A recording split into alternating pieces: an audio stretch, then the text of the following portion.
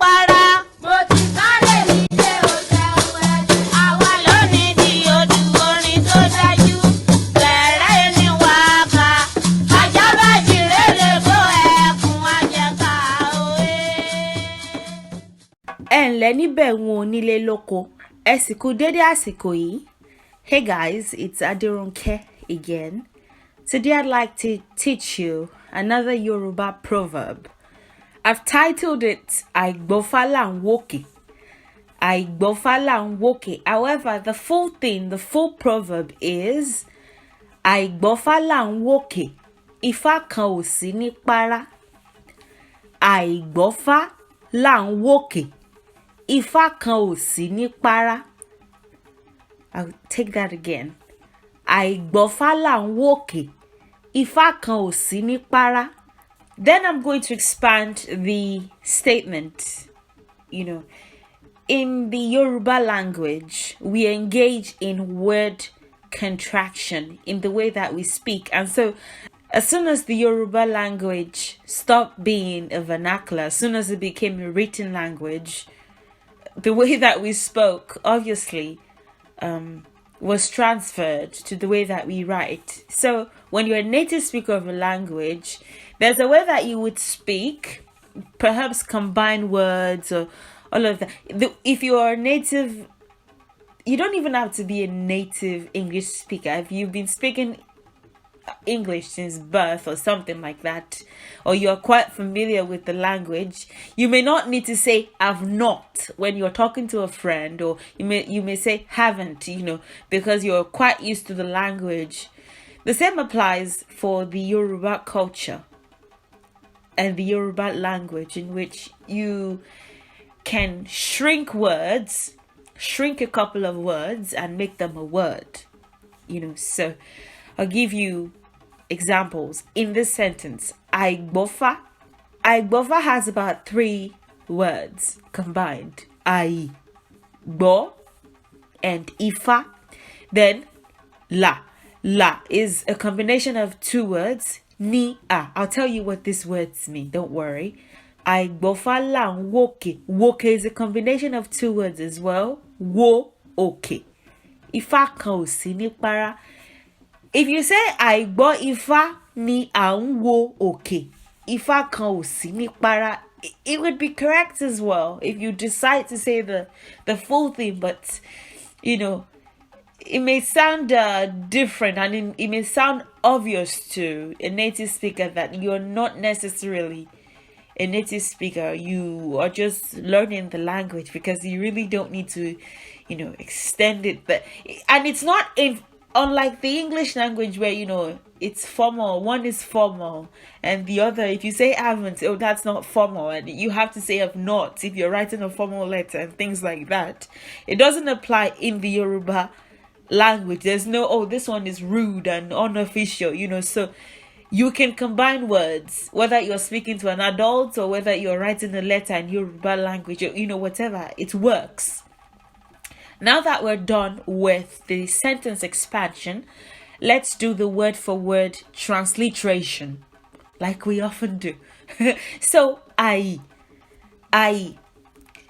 is, in a certain context, it could be lack, it could be the state of not, the state of not, it negates somewhat.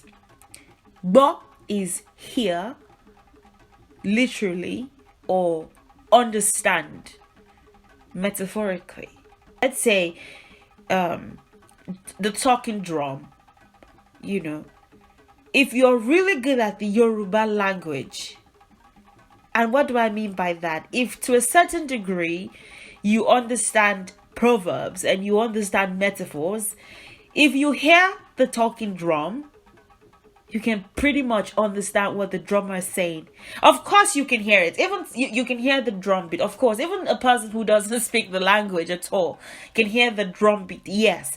But if someone says Mogolu, or they're telling someone else, oh bolu, they are saying, you understand what the drum is really saying. Usually drums are not used to pass literal messages. They're usually Sometimes they can be literal, but most of the time they are proverbs or metaphors or like lines from songs or something, or a saying, something that if you don't understand the language to a certain degree, you may not. If they say, oh, the talking drum is saying something, you'd be like, sorry, I don't. You have to know the language to know what the drummer is saying with the talking drum. So I don't get that at all. But if you do, Ogbo, you understand. So this is just me telling you the difference between the literal meaning, which is here, and the metaphorical meaning, which is understand. Ifa is a deity, it's a spirit. I feel like at this point, most of the people who will be watching my videos will know a little bit about Ifa anyway. La. When it's used this way, it's a combination of two words. Ni a. Like I said, ni is. Depending on the sentence structure, if you, in certain context, you want to make it make sense. So it could be is why, sometimes it could be is that, sometimes it could be, but is the main meaning that it most often passes across. Is, and then it introduces something, and then is we. Is we. Whenever you say it in a sentence, it just tells you that something is in present tense form or present continuous tense form. In this case, it looks more like present continuous to me, or present tense, but whenever you see it, it usually takes the form of a present tense introducer, something like that. And then Wòkè, okay are the two words combined. Wo is look, and then okay is up. Okay can also be mountain, or rock, or a high platform, even. However, okay here is serving as a preposition, and so it is up. Ifa again is a deity, spirit. I will get to this. Give me 1 second. I will talk a bit more about Ifa, and then kankan. If you say kan, it will still be correct. Kankan. None is what it's introduced to mean. None, it's like a toe. None at all. None at all. None. It's just, I guess, a way of putting a bit of emphasis, to say none at all.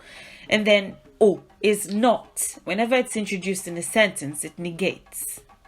Whenever it's introduced as a word, it's a standalone word like that, it negates not. And then si is exist. Si or available. Exist or available. And then ni again is in. Ni is in. Para is ceiling. Para, when you look up, whatever you see when you look up, right? That's the ceiling. So the ceiling. Let's try to put this together. Let's try to make it make sense. The lack or the state of not, and then hear or understand, deity, is why we look up deity or spirit or Ifa, none, not exist in ceiling. It's a rough transliteration. When you put those words together, it looks like this. The lack or the state of not understanding Ifa is why we look up. Ifa is not available in the ceiling. Ifa is not available in ceiling. The lack or the state of not understanding Ifa is why we look up. Ifa is not available in ceiling. Before I give a proper translation, before I tell you what this means, imagine that you go to a babalawo and you tell them to, give you a divination. You tell them what the issue is. You do whatever you need to do first. They do whatever they need to do first. And they start the divination. something comes out on the Okmofa, and they're looking up, they're looking around, they are spending unnecessary time in telling you what it is. If they are not equipped, if they don't know their effervescence, if they've not done the right study, if they are literally just fumbling through the thing, they would be looking up and looking down and looking around and looking. They literally don't know how to interpret that. They don't understand what Ifa has just said. They've done a divination. They've pretended like they know everything. The basics that they need to know to be able to call themselves a priest. But then it's time for them to divine, and they're looking around and they're looking up and they're biting their nails and they don't understand Ifa. Again, this is what I said about Àìgbọ, understand to a degree. They don't. This would apply to them. A person looks up when they don't understand what Ifa has said. The answer is not available in the ceiling. You look up and you look around and you bite your nails. What this means is a person will not stall if they know the answer to a question, the solution to a problem, or adequate knowledge about the matter in question. If they do, chances are they don't know what they're talking about. I've given the example of going to a babalawo and they're biting their nails, or in the examination room. And this is one proverb that you would hear at least once if you go to a Yoruba culture dominated school, Yoruba people dominated school. You would hear this at least once. If you don't study before an examination and you go to the exam hall and I've seen that many times in examination halls. You see people looking at the ceiling as if somehow they would find the answer there, or biting their nails, or trying to pretend like, oh, they're so. This is 5, 6, 7 minutes. They're looking around and they are looking at the ceiling, and they are looking at whoever is before them and behind them and beside them, and you can tell that they don't really know anything. Not in a rude way. I'm not saying this in a rude, proud way. I'm just saying you can tell that they've not studied, pretty much. So this would be an example. Or you ask someone, well, do you like me? Do you love me? And all that. And there's a bit of, I'll tell you, I will let you know. I will inform you. Obviously, you know that this person doesn't know. That's a no right there. There wouldn't be any hesitation at all.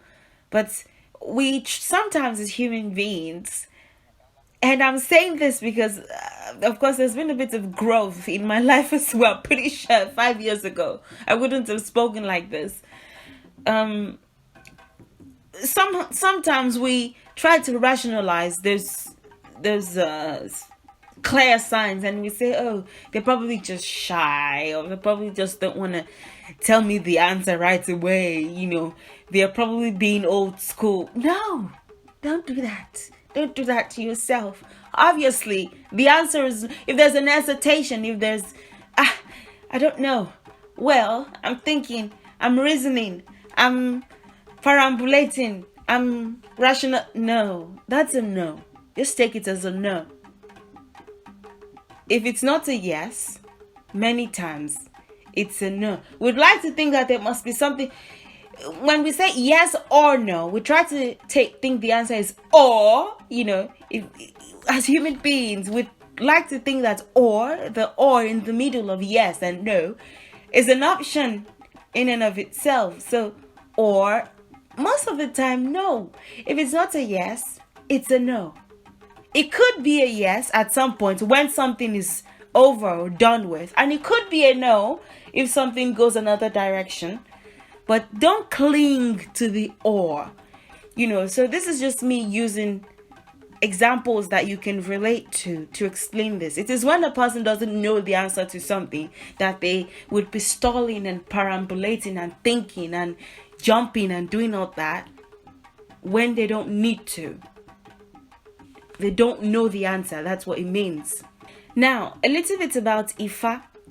I can't say that I was in a deep meditative state, but I was thinking, and some of the things that came to me was that some of the deities, some of the Yoruba deities that we worship, that we honor, that very same spirit is the very same one that operates with another set of people in another region.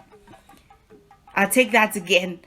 A particular spirit amongst the Yoruba people, let's say it's the spirit is spirit A, and the existing point A. That very spirit could be the spirit that is regarded as spirit B in point B. Take Oshun and Lakshmi, for example. You literally can't insist that, oh, Lakshmi, that's an Indian deity. Obviously, that can't be Oshun. Oshun is too... the only persons that Oshun cares about is the Yoruba people. How dare she care about any other person in any other culture? How dare she care about Indians or Germans or,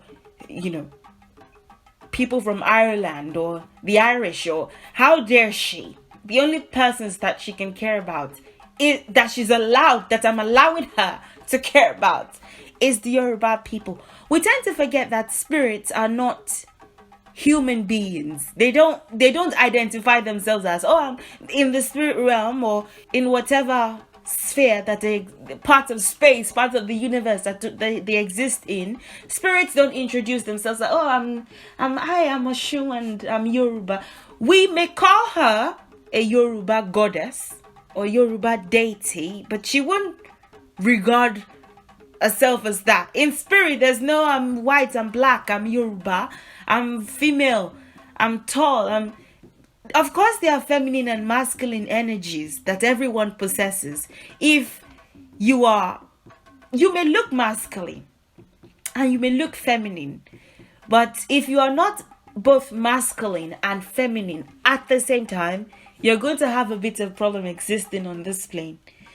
If your feminine side is too repressed, there's something about you that would just not be right. And if your masculine side is too repressed, then you're extremely passive and all that, you won't have a nice time either. So that just came to me.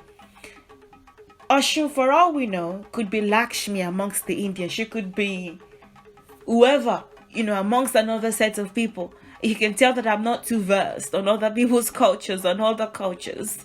But she could be. Now, I was thinking about Ifa, and we call Ifa Ẹlẹ́rìí Ìpín, Àtórí ẹni tí ò sunwọ̀n ṣe. Ẹlẹ́rìí is like a witness. Ìpín is the sharing of something, the state of sharing something, or the distribution of something, the assignment of destiny is basically what it means. So the one that when your soul was literally being created, I don't know, it could be several billion light years ago, if I was there to witness it, to see your previous lives and this one and the ones that you're going to have, if it's not your last earthly incarnation, if I saw everything. Àtórí ẹni tí ò sunwọ̀n ṣe. Àtórí ẹni tí ò sunwọ̀n ṣe is another praise that we ascribe to Ifa. Someone that changes the head of someone whose head isn't right. Someone who can change it, who can adjust it. Ifa is the one that can tell you, well, with the way that it was written, you were supposed to die by the time that you're 25, but if you do this and you do that and you try that, it could work and you could live up to 85, 90, that's Ifa. can change that. And I was thinking, isn't that extremely similar to the spirit that is often regarded as Archangel Metatron, with the Akashic records? Archangel Metatron is the one who energetically encodes and records everything that happens in the physical form and throughout existence in the Akashic records. Metatron can help you gain access to records of your soul and of that which would serve you on your journey. Now, so I was thinking, whether Metatron is a manifestation of Ifa or Ifa is a manifestation of Metatron, the way that it came to me, if they are not the same spirit, they are manifestations of one another, or they belong to the same team somewhat. Ogun, for example, could be Archangel Michael, or could be I'm trying to think of one of the Indian deities that is associated with war, or could be that, or I'm trying to think of another amongst the Native Americans, could be very well the same spirit, but given a different name and worshipped differently or regarded differently amongst the different sets of people. So this is why we can't let ourselves be too shut off to that idea that, it's just me and my deity. I can't share my deity with anybody. This deity can't possibly be that deity amongst those people. They can't possibly be worshipping the same deity. They are ours and they are ours alone. That's not necessarily how it works. So as a spiritual teacher, I just thought I'd share that. About Aigbofa and Wòkè, it means stay informed so that you won't have to be embarrassed when you are in a situation that requires the application of the right knowledge. There's a part of the Bible that says, study to show yourself approved. Obviously, there would be several parts of the Ifa corpus that literally say the same thing. And if you go to the Quran, you probably find that. If you go amongst the Aboriginals, you probably find that. If you go to India, there's probably something on that. Prepare, stay prepared, study, so that when it's time for you to, especially when you are in a position whereby you have to perform, perform is not, you have to come through, so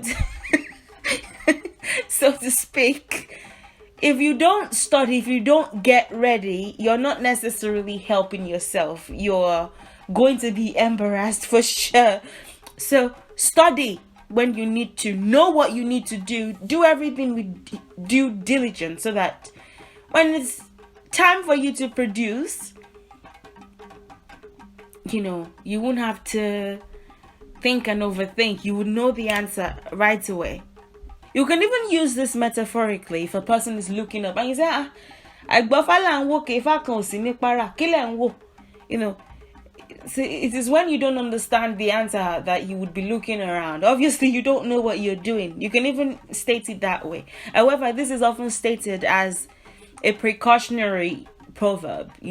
Get ready, stay ready. It is when you don't that you would have to look around. But when you do, when you understand, you would be able to pass the message immediately, like that. The minute that it comes out, the minute that it shows. So that's pretty much it. If you have any questions or concerns, don't hesitate to let me know. Please like, share, subscribe, and I'll see you. Oh yes, and continue to support my channel in whatever ways that you feel led to, and in the ways that you have. Thank you very, very much to my patrons. And I'll see you. Their names are below in the description section. And I'll see you in the next video. Enjoy the rest of your day, and goodbye.